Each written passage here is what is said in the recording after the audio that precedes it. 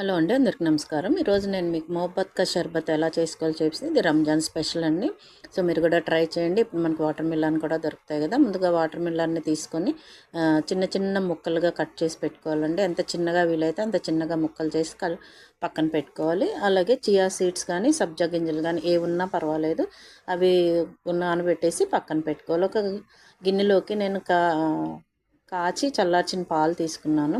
అందులోకి రూ అఫ్జా ఒక చిన్న స్పూన్ వేసుకుంటే సరిపోతుందండి.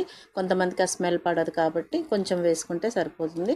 అలాగే దాంట్లో పంచదార సరిపడా ఐస్ క్యూబ్స్ వేసుకోవాలండి. తర్వాత మనం కట్ చేసుకున్న వాటర్ మిలన్ ముక్కలు, చియా సీడ్స్ వేసుకుంటే షర్బత్ రెడీ అయిపోతుందండి. తాగే ముందు జస్ట్ గ్లాస్కి ఇట్లా డెకరేట్ చేసుకోండి. ఇది కూడా రూ అఫ్జానే వేసుకొని మనం తయారు చేసుకున్న షర్బత్ చేసుకుంటే ఎంతో టేస్ట్గా ఉంటుందండి. మీరు కూడా ట్రై చేయండి. మీకు నచ్చితే ప్లీజ్ లైక్ చేయండి, షేర్ చేయండి, సబ్స్క్రైబ్ చేసి బెల్ బటన్ ప్రెస్ చేయండి. Thank you.